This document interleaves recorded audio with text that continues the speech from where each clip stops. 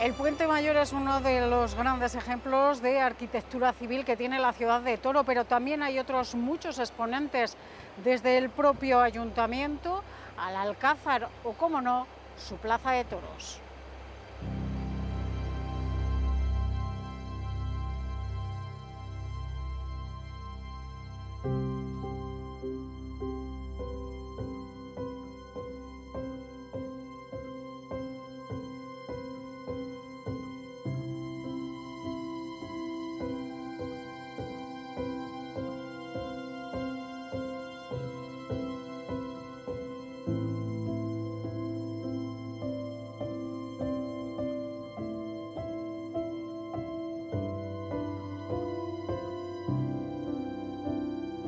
En obra civil también hay que fijarse en la actual sede del Ayuntamiento de Toro.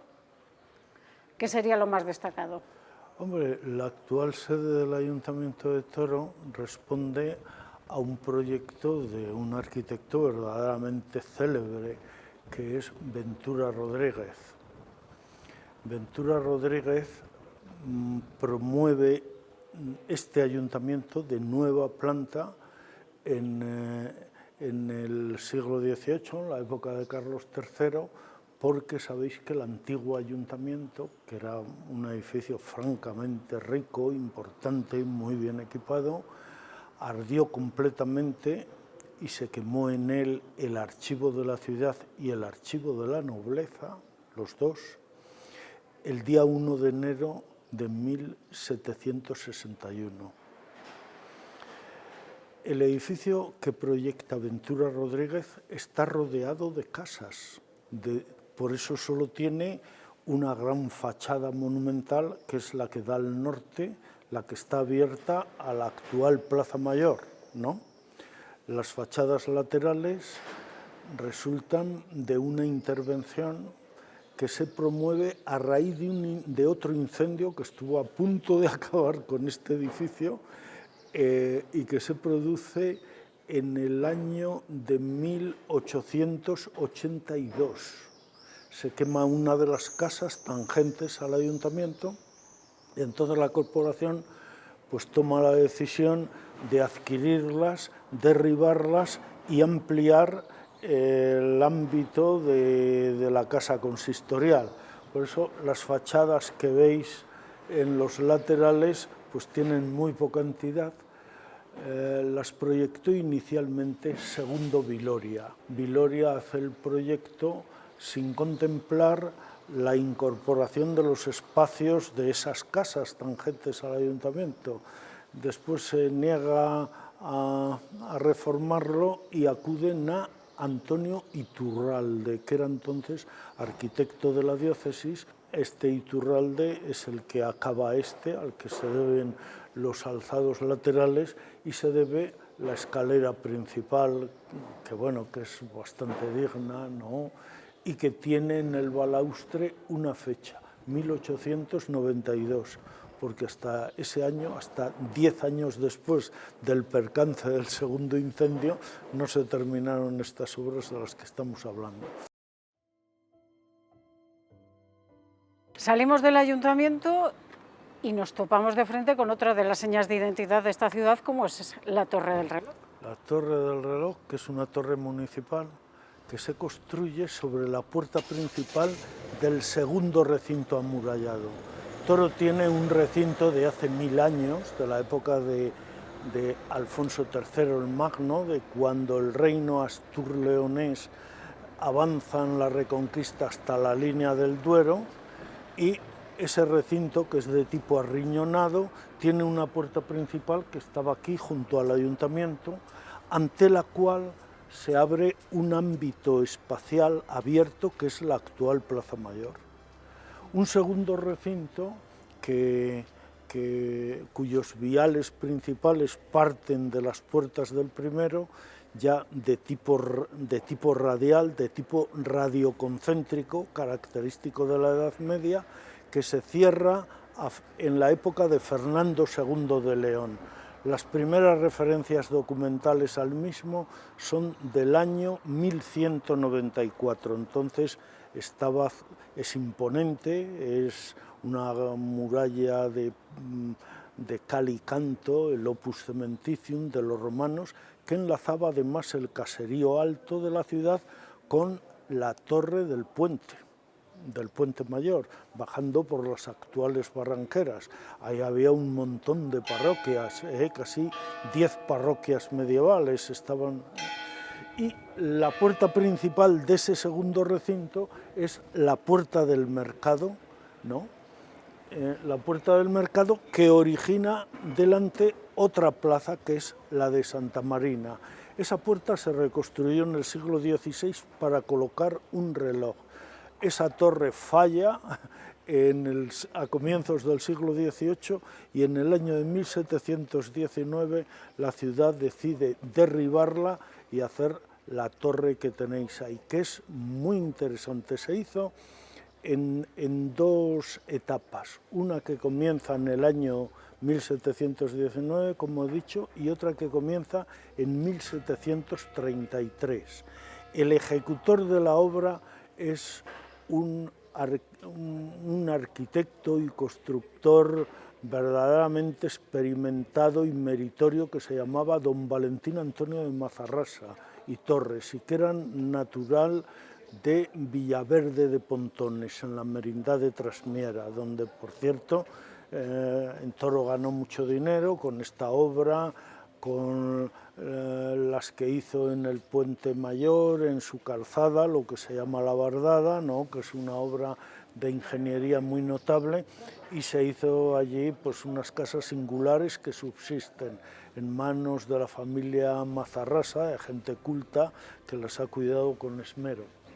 Y la torre tiene pues una singularidad muy apreciable, la de que, haciéndose en plena época barroca, renuncia a todo lo adjetivo, al ornato, es muy contenida, como veis, en ornamentos, bastante sobria, y está muy bien articulada desde el punto de vista constructivo. En su diseño intervino un zamorano llamado José de Barcia, que es el arquitecto que hace, por ejemplo, el actual Seminario Mayor de Zamora, la casa, el colegio de la Compañía de Jesús, convertido en la edad contemporánea en seminario y ahora en residencia sacerdotal y otros usos, porque no hay seminario, ¿no?, que es un edificio también muy sobrio. La parte alta de la Torre de San Andrés de Zamora, el claustro de ese edificio, pues veis que están muy bien articulados, pero con una contención ornamental que es digna de admiración.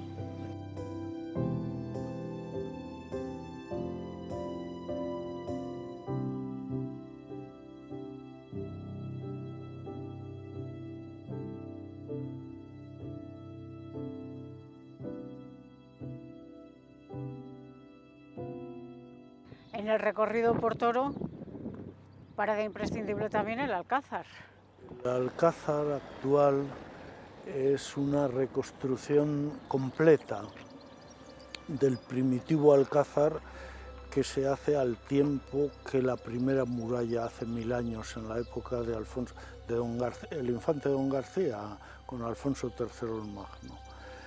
Lo reconstruye María de Molina, y en la crónica de Fernando IV, el emplazado, su hijo, se hace constar que María de Molina promueve nuevas fortificaciones en Toro. Es el tercer recinto amurallado, y este alcázar que se hace en mampostería, y a partir de las convulsiones que hay en el reino, originadas tras la muerte de Sancho IV por uno de los regentes, que es el infante don Juan el Senador, cuñado de la reina María de Molina. La fecha, pues 1298. El alcázar pues se ve bastante desfigurado, porque le falta la torre del homenaje, que coincide con la puerta esa que veis ahí en el centro. La puerta principal del Alcázar se ve cegada hacia la izquierda. Veis allí el arco un poco agudo en que remataba. Y después esto, claro, es una promoción en la época gótica. Debía tener una cierta tensión ascensional de la que hoy carece. Es un edificio apaisado. ¿Por qué? Pues porque las torres se han desmochado y también los alzados. Se ha rebajado la altura. Y se rebajó en el siglo XIX por obra y gracia de un personaje singular, don Prásedes Mateo Sagasta, que fue ingeniero de la provincia de Zamora, ya lo sabéis, ¿no? Antes de ser presidente del gobierno, en aquellos turnos que se establecen con la restauración borbónica ideada por Cánovas, ¿no? Es el presidente del Partido Liberal, pero siendo ingeniero provincial, hace aquí una cárcel de tipo celular de las promovidas en la época de Concepción Arenal para dignificar las prisiones. Y gracias a eso se salvó el Alcázar, que hasta entonces estaba cumpliendo la función de matadero. Así que no se valoraban estas cosas, se desmochó por la parte alta, adquirió entonces la conformación apaisada que tiene ahora y se enfoscaron todos los muros. Tú fíjate que no tiene almenas y que se ven reconstruidos, repuestos los pretiles del Paseo de Ronda.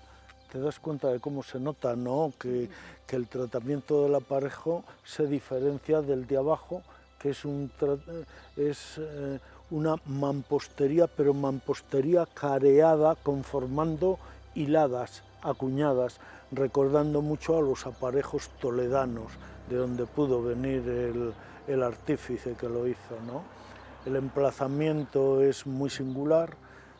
Desde este castillo se domina perfectamente la cabeza del puente con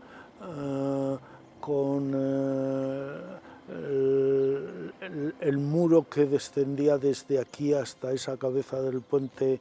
Pues el cerramiento del segundo recinto de Toro era bastante impactante. El tercer recinto enlaza ahí, enlaza al este del Alcázar, va por el actual Paseo del Carmen, que era la barbacana del recinto, hasta Malpique, enlazando con el Arco de Santa Catalina, que se mantiene de ladrillo, el de Corredera, todos rehechos, el de Santa Catalina rehecho en el 18, el de Corredera en 1602, para conmemorar una visita a la ciudad de Felipe III, cuando la corte reside en Valladolid.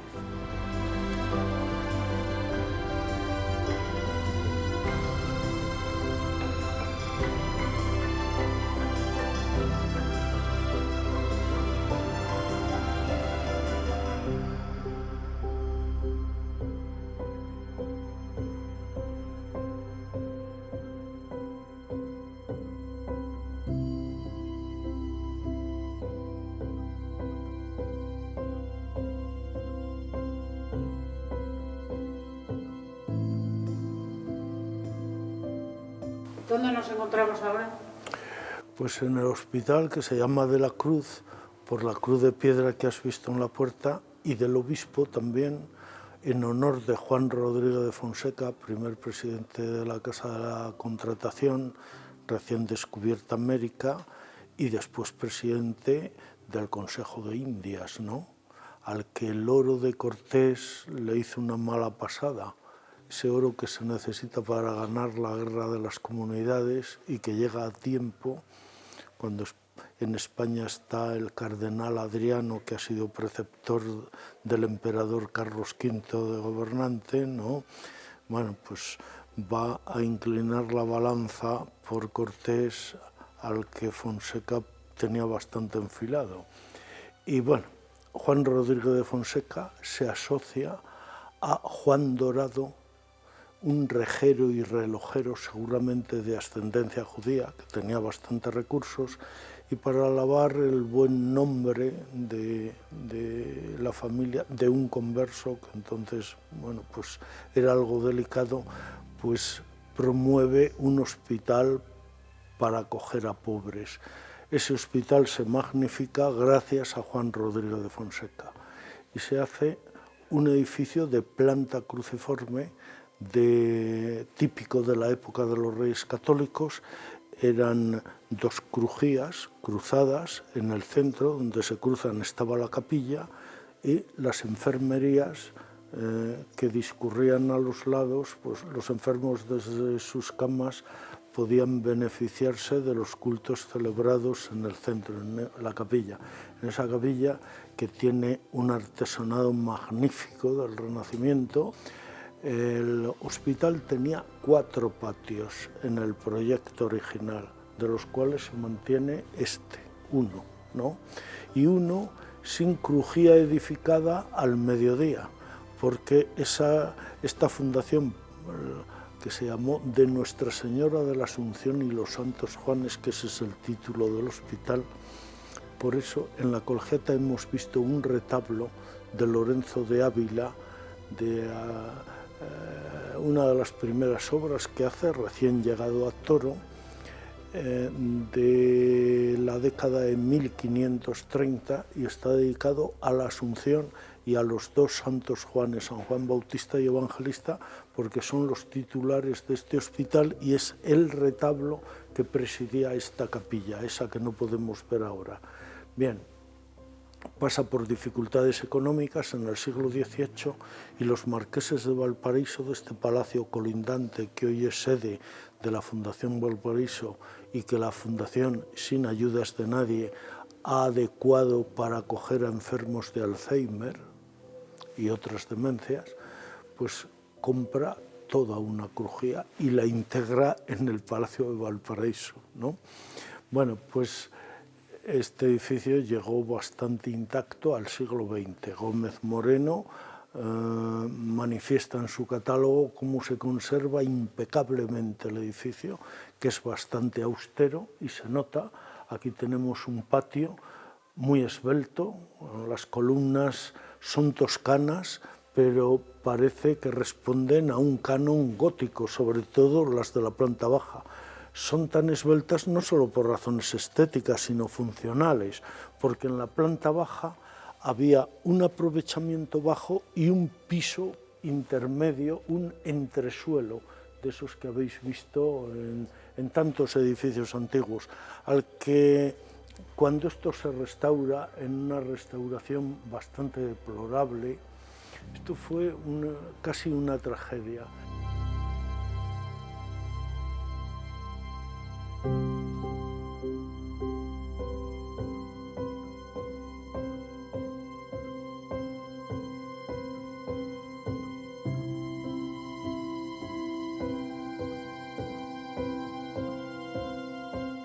Muchas dificultades esto se mantuvo, se dignificó, ¿no? Se hizo el colegio, que no es un techado precisamente, se mantuvo lo que quedaba con grandes dificultades, porque veréis que no es propio de un edificio de la época tener estos enfoscados en las paredes, ¿no? Donde los enfermos pues hubieran dejado la piel si se acercaban a ellos. Aquí había estos paramentos estaban estucados, como es lógico. Había otros artesonados notables, como el de la caja de escaleras, que se perdió completamente y se podía haber rehabilitado, se podía haber restaurado, se podían haber restaurado los anditos del segundo patio, que eran como estos, solo que al sur, ¿no? Y se hicieron desaparecer, pero bueno, pese a las desapariciones se mantuvo lo que veis, lo sustantivo, que es pues un patio híbrido, porque en realidad el molduraje de columnas y capiteles pues es toscano, es renacentista, pero hay algo de gótico que pervive en el canon de las columnas bajas y después algo también de mudéjar, digamos, que pervive en la carpintería.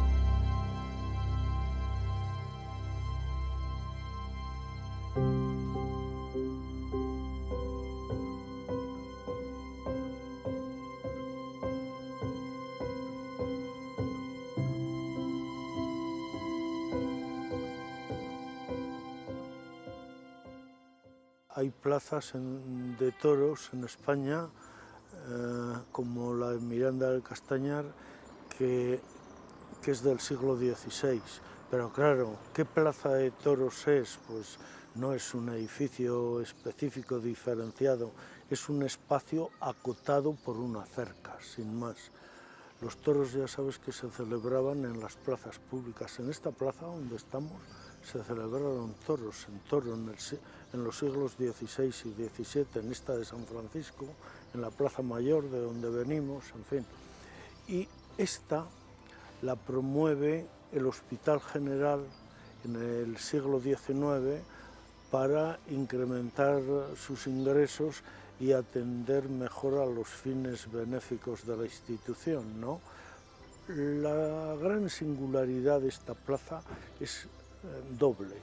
Primero, que forma un conjunto de arquitectura lúdica como no existe otro igual en Castilla, porque es una plaza de toros, un salón de bailes y un teatro promovidos en la primera mitad del siglo XIX por el Hospital General, ¿no? Juntos. Los hubo en otras partes, pero el progreso los ha hecho desaparecer. Esta plaza de toros se inaugura en 1828 y en 1851 el patronato del Hospital General decide derribarla para hacer otra más nueva, más grande, etc. No se derriba porque hay un patrono que está bien informado de los propósitos de la corte. O sea, que está enterado de que la hacienda pública tiene déficit y quiere paliar ese déficit con bienes de la beneficencia.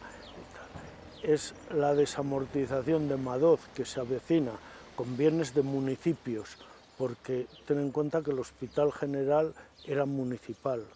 Entonces, si hacen una plaza nueva, la plaza se la puede quitar.